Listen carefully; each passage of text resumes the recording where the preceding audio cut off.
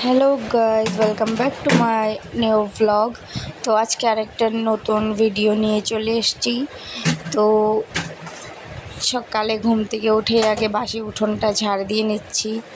ওটা ঝাড় দিয়ে হয়ে গেলে সোজা চলে এসেছি রান্নাঘরটা ভালো করে ঝাড় দিয়ে নেব।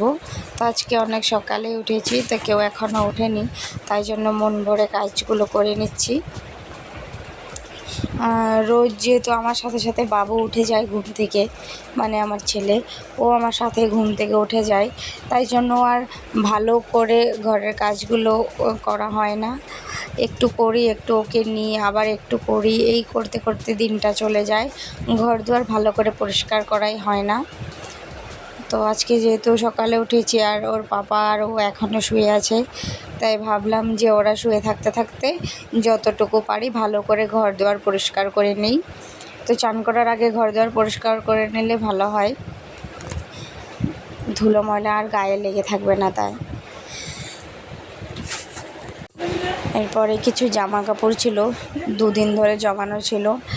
তা আমাদের এখানে কিছুদিন ধরে একটু বৃষ্টি হচ্ছে, আবার রোদ উঠছে, তাই জন্য আজকে একটু রোদ উঠেছে, তাই জামা কাপড়গুলো ভিজিয়ে নিলাম। ওখানে জামা কাপড় ভিজিয়ে এখানে বাসনগুলো মেজে নেব।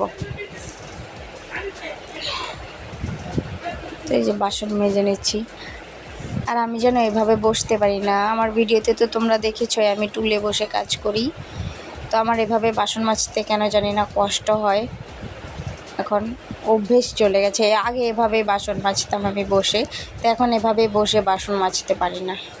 তো বাসন মাজা হয়ে গেলে একবারে চান করে চলে এসেছি, ঘরদর পরিষ্কার হয়ে গেছে পুরো। এই যে পুজো দিয়ে নিচ্ছি এখন। তো দিনটা ছিল বৃহস্পতিবার, তাই জন্য ঘট সারা বসালাম। তো এখন এই যে ঘট সারা বসে এখানে ওরা উঠে গেছে, ওকে খাইয়েছি। তারপর ফ্রিজে মিষ্টি দেখেছে, ও মিষ্টি রাখা ছিল, তো একটা মিষ্টি খাবে, ওকে একটা মিষ্টি দিলাম আর আমি একটু চা খেলাম। এরপরে ডেলি রুটিন ওর পাপার সাথে একটু ঘুরতে যাওয়া ওর, তো একটু ঘুরে চলে আসলো ও। আর এই যে দেখো দুপুরে রান্নাবান্না আজকে করেছি চাল কুমড়োর ঝালি, ঢ্যাঁড়স ভাজা, ডুগো বানিয়েছি কুমড়োর, আর এখানে বাটা মাছের পাতলা ঝোল আলু দিয়ে। দুপুরে খাওয়া দাওয়া শেষে এই যে সন্ধ্যাবেলার জন্য একটু চাউমিন বানাচ্ছি।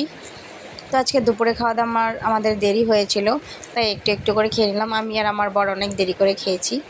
তো এখানে চাউমিন বানাবো, তাই জন্য সব জোগাড় করে রেখেছি, বাঁধাকপি, আলু, পেঁয়াজ, কাঁচা লঙ্কা, আর সাইডে এখানে বসিয়েছি সেদ্ধ হতে চাউমিনটা।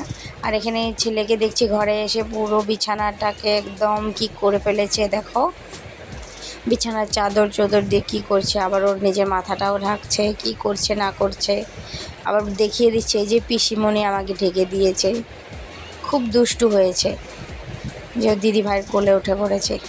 তো এই যে এখন এখানে চাউমিন বানাচ্ছে।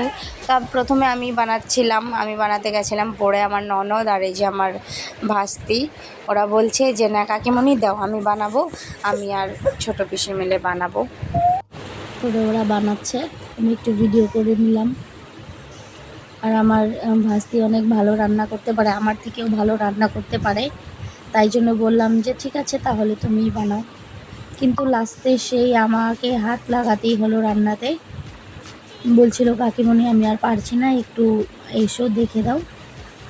তা আমি লাস্টে নামালাম। এরপরে ওর পাপা এসছে সন্ধেবেলা, সিঙ্গারা, ছোটো ছোটো সিঙ্গারা যে চাটনির সাথে, আর একটা কোকাকোলা নিয়ে, ওগুলো দিয়ে যে বাচ্চাদেরকে খেতে দিয়ে দিলাম। তো আজকে তোমাদের মিনি ব্লগটা কেমন লাগলো অবশ্যই লাইক কমেন্ট করে পাশে থেকে ওটা